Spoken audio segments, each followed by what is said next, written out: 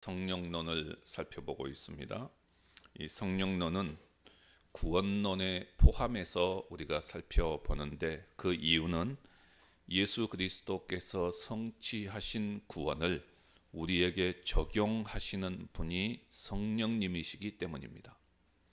이것이 구원의 계획 속에서 성령이 하시는 가장 중요한 역할입니다. 그런데 이렇게 중요한 성령에 대한 교리가 기독교 역사 속에서 소홀하게 다루어졌지요. 그 이유는 초기 기독교의 몇 세기 동안에 기독론, 즉 예수 그리스도에 대한 교리에 대해서 너무나도 많은 공격과 또 이단들이 발생하다 보니까 여기에 온 신경과 그리고 우리의 온 역량을 집중하다 보니 상대적으로 성령론은 이제 소홀해질 수밖에 없었습니다. 그러다가 종교개혁 시대에 성령에 대한 교리를 재발견하게 됩니다. 하지만 이 성령의 인격과 사역에 대해서 너무나도 잘못된 방향으로 흘러가고 또 주관적인 방향으로 흘러가고, 심지어는 성령 하면은 이상한 현상적인 방향으로 나가다 보니까 이 성령론에 대해서 무시하는 경향들이 있었습니다. 그래서 우리는 이 모든 것들을 비추어 볼 때에 우리는 이 위대한 교리를 주의 깊게 살펴보지 않을 수가 없습니다. 이 교리가 복되신 삼위일체의 위대한 교리의 한 부분이라는 사실만으로도 우리는 이 교리를 살펴보기에 충분한 이유가 있지요. 우리가 성부와 성자에 대해서 중요하게 다룬다고 한다면 성령 역시 우리가 중요하게 다루어야 된다 하는 것을 분명히 말씀을 드립니다. 그래서 오늘은 바로 이 성령의 이름과 그리고 인격성, 중요성을 우리가 좀 살펴보고자 합니다. 먼저 첫 번째로 생각해 볼 것은 성령의 이름들입니다.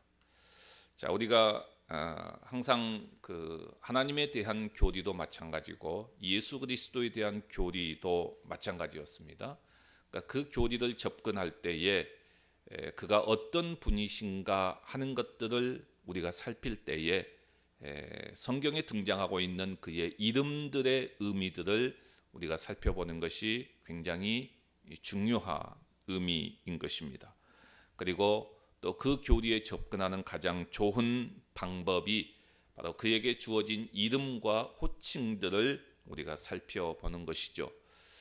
그래서 우리는 그 이름 속에 나타난 의미들을 보면서 그가 누구인가 하는 것을 알 수가 있습니다. 우리가 성령에 대한 것도 마찬가지입니다. 성령의 이름들을 우리가 좀 살펴보게 되면은 성경에서는 이 성령의 이름들을 어떻게 호칭하고 있는가 하는 것들을 좀 살펴본다면 성령론에 대한 이 성령이 어떤 분이신가에 대한 것을 어느 정도 우리가 감을 잡을 수가 있습니다. 성령의 이름들을 볼 때에 성경을 보게 되면은 성부와 관련해서 이름이 등장하고요, 또 성자와 관련해서도 이름이 등장합니다. 그런가 하면은 또 직접적인 호칭을 사용하기도 하지요. 먼저 성부와 관련시키는 이름들을 우리가 좀 보게 되면은 하나님의 영, 그렇죠. 하나님의 영이다. 성부와 관련시켜서 성령을 이야기하지요. 또 주의 성령, 우리 하나님의 성령, 주 여호와의 영, 너희 아버지의 성령, 살아계신 하나님의 영, 나의 영, 이런 단어들이 성경에 많이 등장하고 있습니다. 그러니까 대충 이 정도가 성령이 성부 하나님과 관련시켜서 묘사하고 있는 그러한 호칭들이다라고 정리할 수 있습니다. 두 번째는 성자와 관련시키는 이름들을 보게 되면은 로마서 8장 9절에 보면은 누구든지 그리스도의 영이 없으면, 여기서 영은 성령을 말합니다. 그러니까 그리스도의 영이 없으면 그리스도의 사람이 아니라, 이렇게 이야기하고요. 빌립보서 1장 19절에 보면은 예수 그리스도의 성령 이렇게 표현하고 있고요. 갈라디아서 4장 6절에도 보면은 하나님이 그 아들의 영을 우리 마음 가운데 보내사 이렇게 말하고 있고요. 사도행전 5장 9절에 보면은 주의 영 이렇게 표현하고 있습니다. 그러니까 이 정도가 주로 성자와 관련시키는 이름들입니다. 그러니까 우리가 이 이름들을 보면은 성령의 사역이라고 하는 것은 성부와 성자와 완전히 분리된 가운데서, 성부와 성자와 상관없는 가운데서 성령께서 일하시는 것이 아니라 성부와 성자와 함께 일하시고 있다 하는 것을 우리는 알 수가 있겠지요.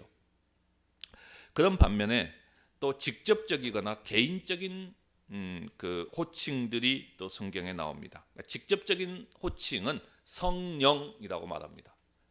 성경에 성령이라고 부르지요. 그 외에도 성결의 영, 성결의 영, 또 거룩하신 자, 영원하신 성령, 생명의 성령, 진리의 영, 또 보혜사, 곁에서 우리를 돕는 분이라는 의미의 보혜사라는 이런 의미, 이런 직접적인 호칭들을 사용하지요. 그러니까 이 직접적인 호칭들 속에서 나타나는 성령의 특징이 나오지요. 성령은 성결하신 분이다, 거룩하신 분이다, 영원하신 분이다, 또 생명이시다, 진리이시다, 그리고 곁에서 우리를 도우시는 분이다. 그 이름 속에서 성령이 어떤 분이신가 하는 것들이 다 이렇게 드러나고 있는 그런 모습을 보게 됩니다. 자, 그렇다면 왜 우리는 성령이라고 부를까요? 왜 성령이라고 부를까요? 이제 많은 사람들이 아마 이렇게 대답할 것입니다. 거룩한 분이시니까 성령이라고 부르겠지요. 이렇게 대답을 할 것입니다. 예, 물론 맞습니다. 성령은 거룩한 분입니다. 예, 거룩한 분에게 성령이라고 부르지요. 그런데 성령만 거룩한 것이 아니라 성부도 거룩하신 분입니다. 성자도 거룩한 분이시죠. 그렇죠? 다 거룩한 분이십니다. 그런데 왜 성령을 굳이 거룩한 분이라고 그렇게 하냐 하는 것이죠. 자, 우리가 이름을 부른다라는 것은 어떤 의미가 있죠? 이름을 부른다라고 하는 것은 다른 존재로부터 구분하기 위함이지요. 그래서 이름을 부르지요. 그래서 이름을 붙입니다. 다른 존재로부터 구분하는 것입니다. 예. 그렇다면 왜 성령을 거룩한 분이라고 하느냐 하는 것입니다. 그것은 그리스도의 구원 사역을 적용하시는 모든 일에 있어서 거룩함과 질서를 만들어내시는 성령의 특별한 사역 때문에 그렇습니다. 그러니까 성령의 목적은 거룩함이 생겨나게 하는 것입니다. 이것은 사람만이 아니라 모든 피조물에게까지 다 해당이 되어지는 것이죠. 따라서 성령의 궁극적인 사역은 우리를 하나님의 자녀로서 거룩한 백성이 되도록 만드는 것입니다. 성령을 거룩한 분이라고 부르는 또 하나의 이유가 있습니다. 그것은 성령을 다른 영들이라고 하는 것은 성경에 보면 악한 영들입니다. 그 악한 영들과 구분하기 위해서 성령이라고 부르게 되어지지요. 그래서 요한일서 4장 1절에서는 영들이 하나님께 속하였는지 분별하라라고 우리에게 말씀하고 있습니다. 분별할 수 있어야 되죠. 분별을 위해서.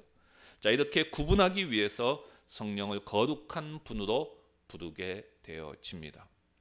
그러니까 이 정도가 성령에 대한 이름을 통해서 우리가 성령이 어떤 분이신가 하는 것들을 대충 우리가 좀 이렇게 정리를 해볼 수가 있습니다. 자, 두 번째로 생각할 것은 이제 가장 중요한 핵심적인 포인트입니다. 성령의 인격성입니다. 성령의 인격성. 자, 성령은 인격이다. 성령은 인격적인 분이시다라는 말씀입니다. 이게 가장 중요하고 매우 중요한 내용입니다. 그러니까 사람들은 성부하고 하나님의 인격성에 대해서 시비를 걸지 않습니다. 성자 예수 그리스도의 인격성에 대해서도 별로 시비를 걸지 않습니다. 그런데 성령에 대해서는 인격성을 쉽게 받아들이지 못합니다. 이건 성령에 대한 많은 오해와 이런 잘못된 내용들 때문에 그 인격성을 쉽게 받아들이지 않지요. 그래서 사람들이 성령을 생각하면 어떤 인격적인 부분을 생각하기보다는 어떤 힘, 능력, 영향력, 어떤 이런 형식으로 어떤 물리적인 어떤 힘, 파워 이런 쪽으로 성령을 사람들이 대부분 생각하게 되지요. 대부분. 인격적이다라고 하는 성령의 인격성에 대해서는 별로 사람들이 그렇게 생각을 하지 않습니다. 그래서 우리는 이 성령의 인격성을 강조하지 않을 수가 없어요. 그러니까 제가 말하고자 하는 핵심적인 여러 가지를 이야기합니다만은 한 줄로 요약하라 하면은 성령은 인격적인 분이시다. 지금 제가 이야기를 하는 것입니다. 이 이야기를 계속해서 하는 거예요. 지금 성령은 인격적인 분이시다. 여러분들이 다 모든 것들은 다 기억을 못해도 괜찮아요. 그런데 한 가지, 성령은 인격적인 분이시다. 요 한 가지만을 절대로 놓쳐서는 안 됩니다. 이 한 줄은 우리가 꼭 반드시 가지고 가셔야 됩니다. 자, 그러면 먼저 우리가 좀 생각해 볼 것은 사람들이 이 성령의 인격성에 대해서 왜 오해를 하게 되느냐, 오해가 생기게 되는 이유가 도대체 뭐냐 하는 것입니다. 제가 몇 가지 이유를 좀 정리를 했는데요. 첫째는 성령의 사역에 대해서 사람들이 성령의 사역은 뭔가 좀 신비롭고 뭔가 좀 은밀한 사역으로 생각을 합니다. 그렇기 때문에 성령의 인격성을 생각하기보다는 비인격적인 사역으로 사람들이 생각을 하게 된다는 것입니다. 그래서 성령을 어떤 굉장히 신비롭고 은밀하게 하면서 어떤 어떤 힘, 능력, 영향력 이런 상황으로 끌고 가기 때문에 비인격적인 존재로 사람들이 오해할 수 있다는 것입니다. 두 번째는 성령의 이름과 호칭 자체와 그 의미 때문에 이런 오해를 가질 수 있습니다. 자, 영이라고 하는 의미는 숨결, 바람, 그리고 능력 이런 것을 의미하죠. 그러니까 뭔가 좀 신비롭죠. 숨결, 그다음에 바람, 능력, 어떤 신비함과 그리고 힘 이런 쪽으로 생각이 되어지지요. 영이라고 하는 의미가. 그러다 보니까 성령이 인격이 아닌 단순한 어떤 영향력으로 생각하면서 인격성을 오해할 수 있다는 것입니다. 세 번째 이유는 성령을 묘사하는 상징들 자체가 오해하게 만듭니다. 그러니까 예컨대 예수님께서 세례 요한으로부터 세례를 받을 때 성령이 비둘기 모양으로 임했다라고 이야기합니다. 또한 성령의 사역을 묘사할 때 기름, 물, 불, 바람 이런 상징들을 사용하지요. 그러니까 이런 상징들 때문에 성령의 인격성을 놓쳐버리고 비인격적인 존재로 생각할 수 있다는 것입니다. 네 번째 이유는 신약 성경의 여러 서신서에서 나오는 인사말에 보면은 성부와 성자만 언급할 뿐 성령은 언급하지 않는 경우들이 자주 등장하기 때문입니다. 그러니까 우리 주님은 위대한 대제사장적인 기도를 할 때에 어떻게 기도합니까? 영생은 곧 유일하신 참 하나님과 성부가 나오죠. 그가 보내신 자 예수 그리스도를 아는 것이니라. 성부와 성자만 언급하지요. 성령에 대한 언급은 하지 않습니다. 또 요한일서 1장 3절에 보면은 우리의 사귐은 아버지와 그의 아들 예수 그리스도와 더불어 누립니다. 성부와 성자만 이야기하죠. 성령을 명확하게 언급하지 않습니다. 그러니까 이런 이유 때문에 우리는 성령은 성부와 성자와 좀 뭔가 다르다라고 이렇게 오해하게 되고 그런 측면에서 성령을 비인격적으로 인격적으로 받아들이지 못하고 있다는 것입니다. 다섯 번째 이유를 보게 되면은 헬라어에서 영이라고 하는 이 단어가 중성명사입니다. 그러니까 중성명사이기 때문에 성령은 중성적인 존재다라고 사람들이 쉽게 생각을 해버립니다. 중성적인 존재이기 때문에 인격적인 존재가 아닐 것이다라는 오해를 하게 되어지지요. 그러니까 이런 이유들과 그리고 성령이 성부와 성자와 연관지어서 불려지기 때문에 성령은 별개의 인격이 아닌 것으로 착각을 한다는 것입니다. 하지만 우리는 성령은 인격이시고 성령은 인격적인 분이라는 것을 추워도 잊어서는 안 됩니다. 이 사실을 우리가 바로 알 때에 성령론에 대한 바른 이해가 생기게 됩니다. 그러니까 이 사실을 놓쳐버리면 이제 성령에 대해서 아주 이상한 방향으로 가버려요. 그래서 성령을 하나 이제 괴물로 만들어 버리죠. 상상 속에 있는 어떤 괴물로 만들어 버립니다. 인격성을 놓쳐버리면은요. 인격성을 놓쳐버리면. 그래서 성령에 대한 누가 이야기를 할 때에 바로 이 인격성을 절대로 놓치지 않고 여러분들이 보시면 그 내용이 잘못되었다, 맞다, 이것을 우리가 충분히 분별할 수 있습니다. 그러니까 그런 부분에 있어서 성령의 인격성을 굉장히 강조하는 것입니다. 자, 그러면 두 번째로 좀 생각할 것은 성령의 인격성의 증거들입니다. 성령은 인격적인 분이다 하는 것을 우리가 성경에서 이제 그 증거들을 좀 찾아볼 수 있습니다.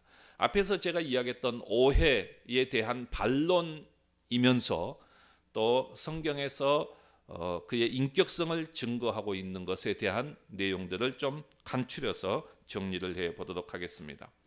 성령의 인격성의 증거 첫 번째는 뭐냐면은 성령을 인칭대명사로 지칭합니다. 인칭대명사. 인칭대명사는 뭐죠? 사람으로 지칭한다는 거죠. 그렇죠. 그러니까 이 영이라고 하는 것은 사실 중성명사라고 했습니다. 근데 이 중성명사인 성령을 성경에 보면은 남성 대명사 그라는 인칭 대명사를 사용하는 것을 보게 됩니다. 요한복음 16장 13절에 보시면은 그러나 진리의 성령이 오시면 그가 진리의 성령이라고 표현하고 있고 그 진리의 성령이 오시면 그가 인칭 대명사입니다. 그가 너희를 모든 진리 가운데로 인도하시리라. 이 인칭 대명사를 사용함으로 말미암아 성령은 인격적인 분이다 하는 것을 우리에게 분명히 말해주고 있지요. 두 번째는 성령은 성부와 성자와 같이 동일시하고 있다는 사실이 성령이 인격이심을 보여줍니다. 그러니까 마태복음 28장 19절에서 아버지와 아들과 성령의 이름으로 세례를 주고 이렇게 말하지요. 물론 이제 성부와 성자만 나오는 부분도 있지만은 성경은 성부, 성자, 성령 다 같이 동일시해서 나오는 구절들도 많이 있습니다. 여기를 보게 되면은 성령이 분명히 독립적인 존재로 말하고 있지요. 그리고 이름들 이렇게 말하지 않습니다. 성부와 성자와 성령의 이름들로 이렇게 말하잖아요. 성부와 성자와 성령의 이름으로. 그래서 각각의 독립적인 존재로서 이야기를 해주고 있습니다. 그러니까 세 위격의 하나됨 혹은 하나 안에 계신 세 분 이것을 말하지요. 그래서 성령은 분명히 인격적인 존재라는 것을 우리에게 말해줍니다. 또 고린도후서 13장 13절 이제 이 내용이 축도에 대한 부분인데요. 주 예수 그리스도의 은혜와 하나님의 사랑과 성령의 교통하심이 이렇게 이야기하지요. 자, 여기서도 성령은 성부와 성자의 인격과 동등한 인격이심을 분명히 말해주고 있습니다. 그러니까 성령이 인격이시라고 하는 것을 강력하게 증거해 주고 있는 말씀이지요. 세 번째는 성령이 우리 그리스도인들과 동일시되는 것을 통해서 인격성을 증명해 주고 있습니다. 자, 사도행전 15장 28절에 보면은 성령과 우리는 이렇게 말합니다. 그러니까 우리는 인격적인 존재죠. 나는 인격적인 존재잖아요. 근데 성령도 우리와 동일시하고 있어요. 그리스도인들과. 그래서 인격적인 분이다 하는 것을 분명히 이야기하고 있습니다. 네 번째, 이게 우리가 가장 쉽게 알 수 있는 부분들인데요. 성경은 성령께 인격적 속성이 있다는 것을 말합니다. 무슨 말이냐면은 성령은 지식이 있다고 말합니다. 의지도 가지고 계신다고 말합니다. 성령은 통치하시는 분이라고 말합니다. 성령은 은사를 주시는 분이라고 말합니다. 성령은 마음을 가지고 계신다고 말합니다. 하나님의 사랑을 우리의 마음에 붓는 분이 성령이시다고 말합니다. 성령은 슬퍼하신다고 말합니다. 그래서 성령을 근심하게 하지 말라라고 말합니다. 여러분, 이런 모든 표현들은 다 어떤 표현들이죠? 성령의 인격성을 분명하게 말해주고 있는 표현들입니다. 그리고 성령은 우리가 근심하게 할 수 있는 인격이시다 하는 것을 분명하게 말씀해 주죠. 다섯 번째로, 성령께서는 인격적 존재만이 할 수 있는 일을 행하십니다. 그러니까 인격적 존재만이 할 수 있는 일을 행하심을 통해서 인격적인 존재라는 것을 알 수 있지요. 예컨대 고린도전서 2장 10절에 보면은 성령은 모든 것을 통달하신다라고 말합니다. 통달한다는 것은 인격적인 존재의 행위입니다. 그렇죠? 요한계시록 2장 7절에 보면은 성령이 교회들에게 하시는 말씀을 들을지어라. 성령은 말씀하십니다. 성령은 우리를 위해 간구하십니다. 성령은 또한 증언하십니다. 성령은 우리도 하여금 가르쳐 주시고 우리를 인도하시고 우리를 교훈하시고 깨닫게 하시고 이해되게 하십니다. 이거 다 인격적인 존재만이 할 수 있는 일이죠. 그런가 하면 성령은 보혜사입니다. 보혜사는 곁에서 우리를 도와주시는 분이다. 우리를 위로해 주시는 분이다. 이거 인격적 존재만이 할 수 있는 일들입니다. 그래서 성령은 인격이시다. 성령은 인격적인 분이다. 그러니까 이 사실만 첫 번째로 확실하게 깨닫고 간다면 우리는 잘못된 성령론에 절대로 넘어가지 않습니다. 절대로 넘어가죠.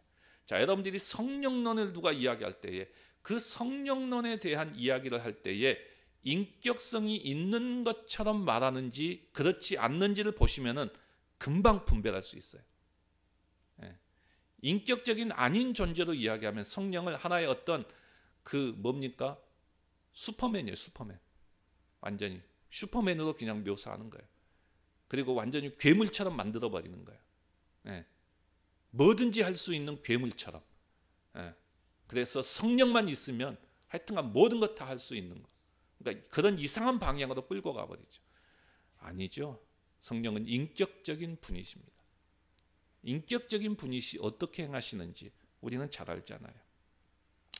그래서 성령은 인격적인 분이시다. 이 사실만 우리가 확실하게 깨달으면 절대로 잘못된 성령론에 넘어가지 않습니다. 그래서 저는 다시 한번 이제 결론적으로 성령에 대한 교리의 중요성을 다시 한번 말씀을 드리려고 합니다. 앞에서도 이야기했지만은 역사 속에서는 소홀히 할 수밖에 없는 그러한 이유들이 분명히 있었습니다. 하지만 종교개혁을 통해서 재발견이 되어졌지요. 그런데 너무나도 잘못된 방향으로 흘러가고 논쟁들이 많다 보니까 사람들이 이 성령론을 그냥 무시해버립니다. 하지만 결코 무시할 수 없는 교리입니다.